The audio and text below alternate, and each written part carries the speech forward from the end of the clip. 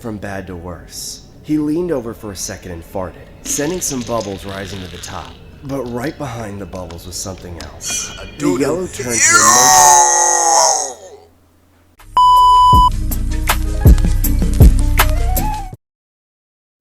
Make sure I follow my Instagram, my TikTok, and make sure please subscribe to my YouTube. I'm trying to go up there. Please get me up there. Now enjoy the video. So staying fit has always been important to me. But after getting out of the service, like many veterans, I was faced with some post-traumatic stress.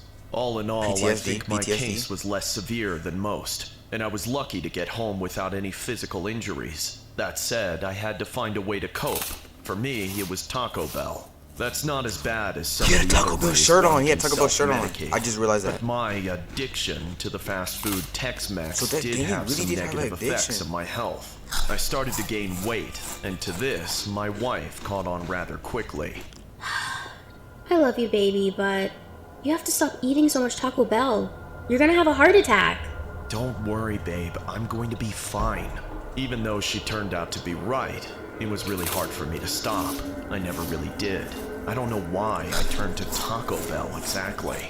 Maybe it was because it was one of those things. Look. They talking about heart attacks.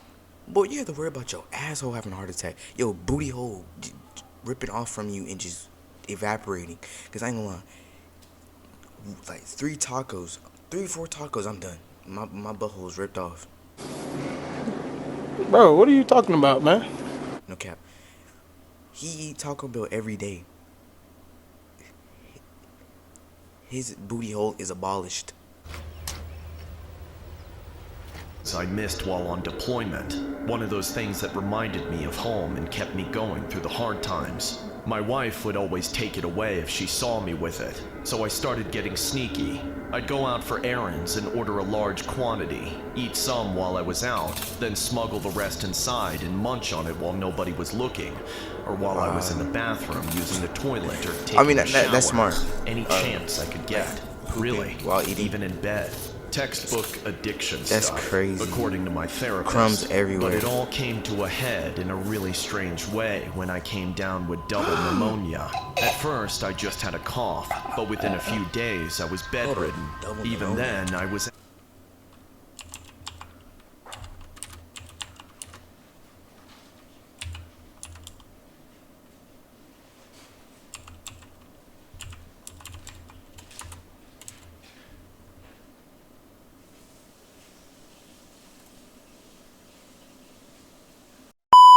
Taco Bell. My illness scared her so bad she took me to the hospital instead. There, I got hooked up to a bunch of wires and machines, and then I had a heart attack and fell into a coma. Some people say that when you're comatose, you're actually aware of everything that's going on around you. You just can't react to it or remember it when you wake up. I don't know about all that, but I can say that in my case, it wasn't just like falling asleep and waking up 2 months later. It was more like a pendulum swing of life and death. Like I'd be down, then I'd feel like I was about to come up for a moment, then I'd fall again. I was stuck in some kind of cycle of being totally knocked out, then almost regaining consciousness, then falling deeper into the coma. Unfortunately, though, it wasn't all counting sheep. Every time I slipped back, I was gripped with a horrible nightmare, and always the same one. In the beginning, I was running away from it, but it was always faster than me. Eventually, it got to me and took me down to the floor, but there wasn't really a floor. Just an abyss getting closer and closer to the flames of the underworld. It started gnawing on my legs viciously, with jagged, serrated teeth. It didn't want me to be able to get back up and start running again. The pain was unimaginable. And as the demon severed my legs, it kept pulling me closer to whatever kind of fiery portal it came from. I tried so hard to crawl away from it, but I just kept sliding against my will, and it felt like I was being dragged against a bed of nails or a belt sander, like my skin was being torn away as I was taken. But every time I got close to the portal, what felt like the point of no return or the edge of death itself, it would all vanish into blackness. Now that's and I would scary. think that I was finally about to come to. I would try to get up, to say something, or simply to get my own lungs breathing again. Sometimes, I swear I could even hear the voices of doctors, or see my wife sitting beside me, waiting for me. I'd try to grasp onto her so I wouldn't go back, but it was no use. After getting just a few seconds of somewhat benevolent reality, I'd snap back to my race towards death. It all started happening faster and faster, like my chances of survival were getting slimmer and slimmer. No matter how hard I screamed, there'd be nobody to hear me. No matter how hard I kicked at the face of the demon trying to eat me, there'd be only bloody, ravaged stumps left of my legs. And every time it would get more of me. I was eventually reduced to a torso, with the shreds of my legs long gone down the gullet of the beast. I was so weak. I couldn't fight it anymore. There was no skin left on my arms from all the crawling, and my bones were beginning to wither away. I was almost a goner. It was taking me down closer to the raging inferno than ever before, and I got a good look down into it. There was an army of disembodied hands waiting there for me in the eternal fire, itching to tear my soul to shreds and make me one of them. I was just about to give up, but the only thing that saved me was feeling the flames finally begin to lick the remnants of my body. The fierce heat of imminent immolation hit me like an electric shock. I fought back with more fury than ever before, not even physically, just all in my soul. You can't take me. You can try, but you can't. None of you can. Not bullets, not bombs, not sickness, not fire. Screw you. I am not finished yet. And then, just like that, without any warning whatsoever, it all vanished. That was in the that was blackness clean. again. It was like a But Goku this moment. time it was different. I could feel it. It was dry. I soon realized that I was feeling the parchedness of my eyelids, mouth, and nose. I tried to speak, but there was something in my throat. My first attempts at movement were rather pitiful, and I could just tell that I had become terribly weak. I started to panic, and that set off a bunch of events around me that I couldn't quite perceive. People shouting and walking, but all I could see was the blackness getting lighter, turning gray. And then I felt the thing in my throat get yanked out. Somebody, a doctor, pried open my eyelids and flashed a light into my pupils. I got my first look at everything in a long time, and I started being able to decipher the words that were being said. Phew, I thought you were lost there for a minute. You sure are a trooper. Oh my god, he's awake! Are you okay? There was so much going on, so many people around, I couldn't really focus on responding to any one person. Instead, I just looked inward and tried to communicate what it was my body needed most in that moment. The words came out slurred and jumbled, but I clearly remember managing the words. I want Taco Bell. Unfortunately, because of how badly I deteriorated during the...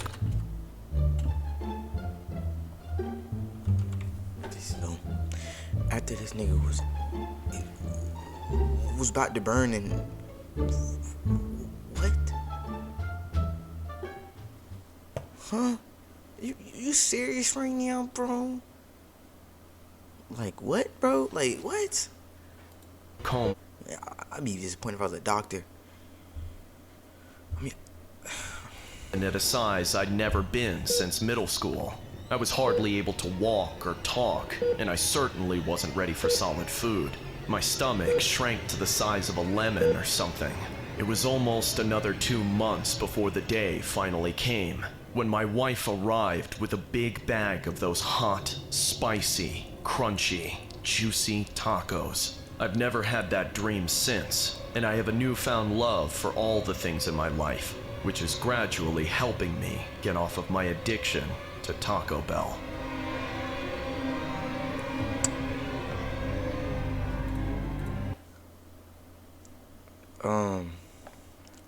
I don't really see that video as scary. It wasn't even scary for real. It's just like, it's scary, but it's not no like horror. You know what I'm saying? Like when we really watch like being chased by a murderer, nigga, or like your babysitter's a killer. Like, you know what I'm saying? Or like getting haunted. Nigga's addicted to Taco Bell. I mean, what do you want me to say? I think of myself as hotter than the average girl, but I'm not vain. Other people are allowed to disagree that I'm hotter than them if they want to. Of course, they never do, because why would they? Most people who lay eyes on me tend to have trouble taking their eyes off me, so you really can't call me snobby for noticing the attention that I'm getting. It's not even exclusively men that seem drawn to me. Women give me eyes too, and not just glares of jealousy, though I get plenty of those as well.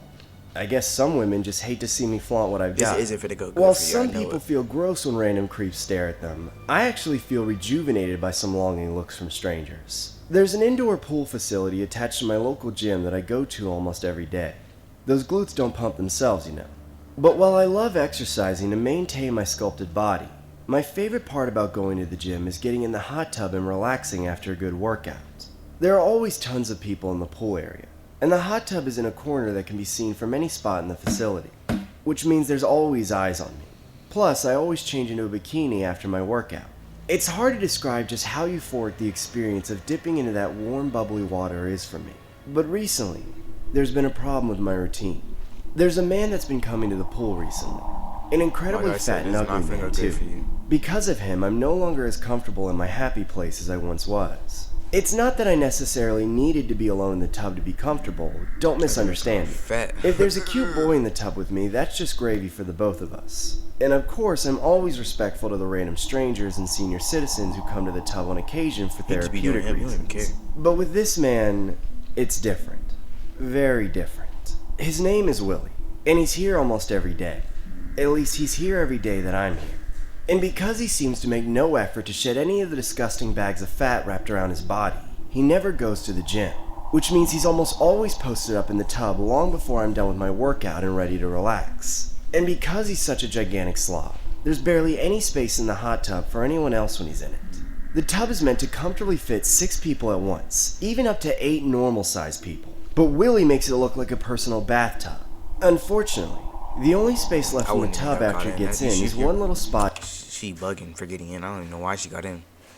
Directly across from him. And even then, my knees are always butting up against his stomach. I bet he wishes he could be even fatter so that there would be no space at all left for anyone else. I'm still not fazed by it though. I've dealt with my fair share of gross men. And I've long been done with freaking out and acting like a prima donna just because someone is covered in cellulite. I'm a grown woman, you know. I have a great deal of composure. Hey there, hot stuff. Can it, Willie? Well, guess you're not talking to me again. Girl, we spend so much time together, it just ain't right that I don't even know your name. Don't you think? If I told you my name, that would imply that I enjoy your company. And I don't. I wish you would leave and stop hogging the damn tub every day. Suit yourself. I'm actually a pretty interesting guy if you ever decide to give me the time of day. But I'm not going anywhere. This is my tub as far as I'm concerned. Trust me, there is a lot of possible. Every day he tries to talk to me. And every day, I stonewall him and get what I want despite his best efforts otherwise. I think this has been a regular thing for about 2 months now. I swear. Things have gotten a little intense. I actually spend more time in the hot tub than I ever used to. It's a matter of principle. Willie sits in there the whole day without considering that other people want to enjoy it as well. So when I get in there with him, I feel like I can't leave until he leaves. Or I would be admitting to a supremacy over the hot tub. And I know that's ridiculous, but you should see the way he talks to people who dare to ask him to share. I'm doing this for all the patrons of the hot tub. I have to win. I have to knock that pig down a few. You see how big bro is? I know for a fact he cannot fight. If you fight him, you throw straight hands with him. He not touching you, bro. But the thing is, he fat. That's the thing about fat people. You got people that's above your weight class. They'll trample you, bro, and they'll use their weight. And then when they on you, you can't you done. You can't get back up. That's why you gotta watch it, bro. Pegs. But I do have to say, I never thought it would come to what it has. Last night, Willie just wouldn't shut up. He kept telling me to leave the hot tub. You should just give up, Miss Mellons. You're not gonna win this war, so get used to seeing this 6-pack of flap every day. Better leave while you can, or else I'll unleash my secret weapon. I was deep in the trenches of utterly ignoring him. I had no idea he was serious, but after he lobbed that threat a few times, he really did it. All of a sudden, The water started getting warm. Oh my! Then I noticed God. this colored yellowish cloud floating up from underneath so Willie's stomach. Ew, And that's when I knew he was pissing in the tub. Yuck! What the hell is wrong with you? Willie just laughed. I hate that laugh so much. It was perhaps the most disgusting thing I ever did, and I only did it to spite him. But I stayed. Slowly the heat dissipated, but that's when the smell hit me. But when I thought that I'd have this victory by pinching my nose, Willie played his trump card, and it went from bad to worse. He leaned over for a second and farted, sending some bubbles rising to the top. But right behind the bubbles was something else. The yellow turned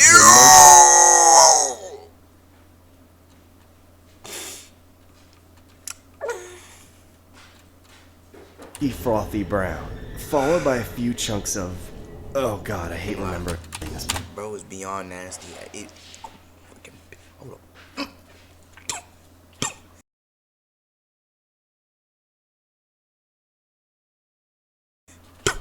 I would have spit on his face. No, crazy. And farting, I wouldn't have been as mad, but doodle chunks, nigga, please.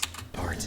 A few chunks of turds. Willie was just chuckling, soiling my happy place with his feces. Oh my god! I jumped out as quickly as I could, but it was all stuck to me. So I ran to the showers as Willie laughed behind me in victory. That's when I knew this had to end. I had an ingenious idea while I rinsed off Willie's secret weapon. The next morning, I arrived earlier than ever. I had to make sure I got there before Willie. I let him think he had won, deciding to take a dip in the pool and swim around instead of claiming the hot tub. When he arrived, he made straight for the hot tub. He stared at me as he sat down into it, looking smugger than he ever had before.